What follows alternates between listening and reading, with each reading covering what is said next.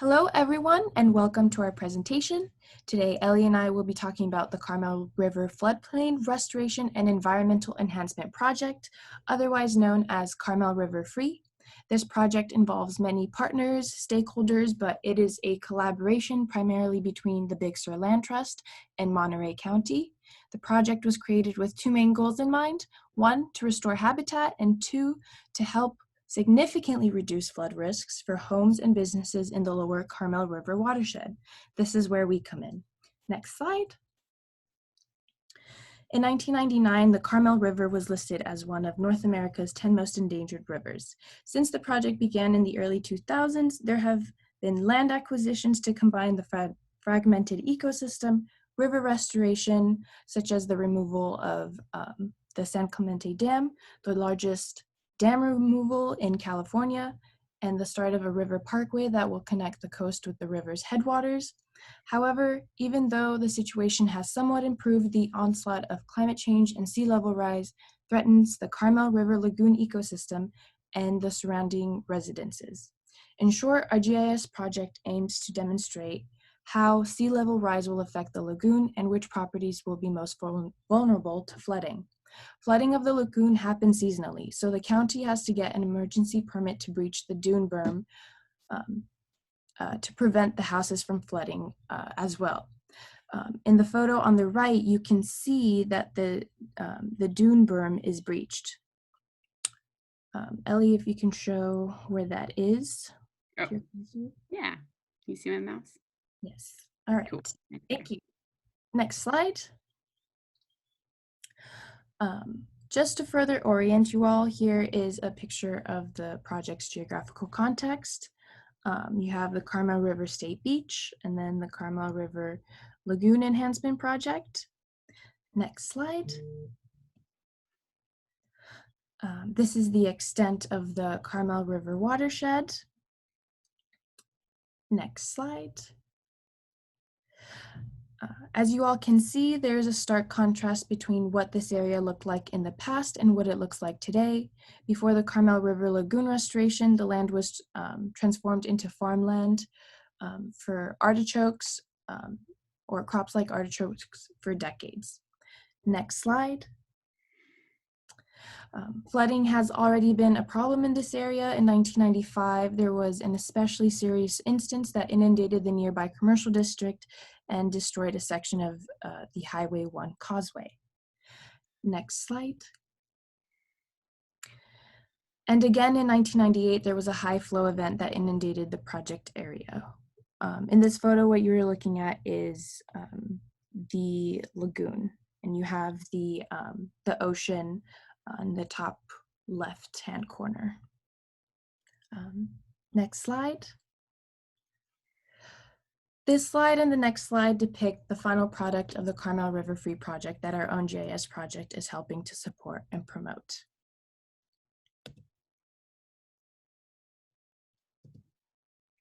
Okay, so I'm going to talk about our data sources. So we got some sea level rise data from NOAA. We also got some critical habitat data for the steelhead trout from NOAA, and we got the critical habitat for the California red-legged frog from the Fish and Wildlife Service. These are two threatened or endangered species that are found in the Carmel River Lagoon, and it's actually a really important nursery ground place for them, especially for the steelhead trout, which use it as like an estuary to adapt to the salt water before they go out into the ocean.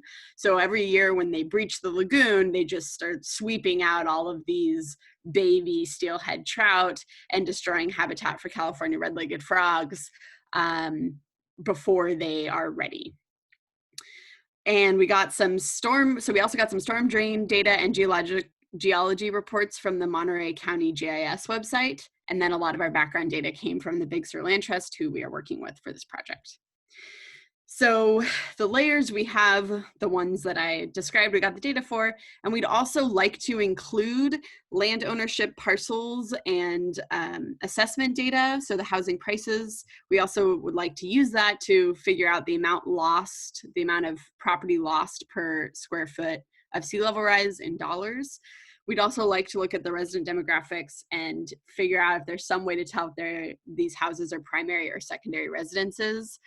And we're also going to include on the next version the Carmel River watershed as a layer.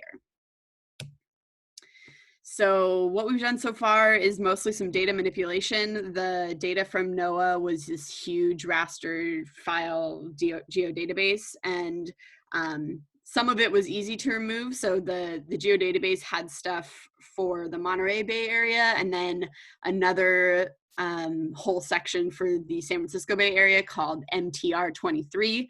So I was able to just delete those, which was great. And then I also figured out how to export the raster data to just include the target area that I'm looking at.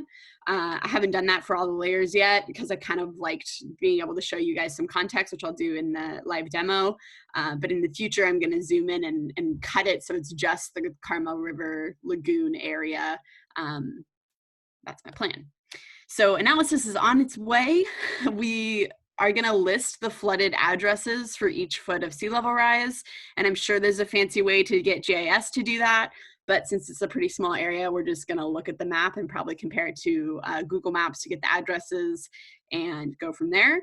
And we're also going to do a time lapse of the sea level rise so we can see it over time. So next steps are those analyses and time lapse, and then finding the data for the layers that we still want to include, and then responding to whatever feedback you have. Some outstanding concerns and questions we have are if those are good layers to include and what other layers you guys think we might include, how to account for the dune berm and the progression of the beach, because with sea level rise, the dune berm and the beach are projected to move upstream. And you'll see with our data that it's a little, the data we have right now does not account for the berm, so we're kind of making do with what we have. And then also what the sea level rise data is actually telling us, the metadata was not very helpful. There's no attribute table for raster, maybe ever for raster data sets, but definitely not for mine. So I don't know what the units are or what the numbers actually are representing in my data set. So now we'll move on to the live demo. So here we have the Carmel Lagoon area. I want to show you. Ellie, it only shows the slide deck. Oh, cool. Maybe if I do it like this. Yes, there we go. Okay. So here we have the, this is Carmel area. Here's the lagoon. And I want to start by showing you, let's see if I can zoom out a bit. Okay. So here we are in Monterey. This is just to kind of orient you. All of these little X's are geology reports that were done for different properties. And there was one that was really interesting. That a lot of them can include things like this, but I wanted to show one that we included this was because these say things like there's flooding in this area, and yet they built all these houses here anyway. So in addition to earthquake hazard, they are aware that these areas are subject to floods. I also wanted to show you the ranges for the California red-legged frog and the steelhead trout. So turn those layers on. So the steelhead trout, here's the here's the red-legged frog area, and the steelhead trout laid on top. So the steelhead trout are in all of these tributaries in the watershed going out to the ocean. And then these sections are the red-legged frog habitat. So as you can see, both of them are found right here in the Carmel River Lagoon area. And then I also wanted to show you the storm drains that exist. So there are some storm drains in this area, and we thought that would be important to talk about flooding. Storm drains, depending on how they're designed, can go both ways in reducing the flood impact, letting that water back out, but they can also let water in. They can reverse the direction with sea level rise. So these are interesting areas to check out.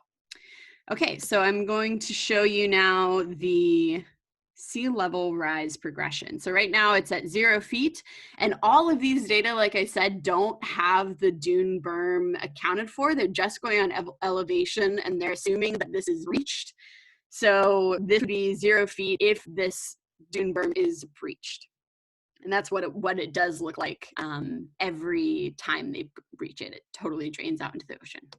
So this is at 1 foot sea level rise, 2 feet sea level rise, 3 feet, 4 feet. So you can see it's getting up into that little area, 5 feet. And this is typical even up to 6 feet. This is showing if the sea level would rise 6 feet and there's no berm, but this is what it looks like every year before they breach it anyway. So you can see these houses over here are okay, but these houses over here are starting to get into danger zone. And at about this height, this is when they 6 to 7 feet on these data, that's about when they decide to reach the dune. So we say that 6 or 7 feet on this data is sort of like our baseline if we're not reaching the dune. And then the additional increases, I'm assuming would be what it would look like with each additional foot of sea level rise. So even though this says 8 feet, it's kind of like if the dune was intact and it rose 1 foot for sea level rise, and that would start into these streets. These are houses all throughout here, so these are all impacted. And then 9 feet and 10 feet. So you can really see the extent of the flooding. So pretty dire picture of what's going on here. Let me zoom in. I think you should be able to see when the base map uploads. Yeah, so you can see all these little blocks, which are all structures that are now underwater. And that's our map. So I would ask for questions, but this is a recording, so I hope you understood what was going on, and I look forward to hearing your feedback. Thank you. Thank you.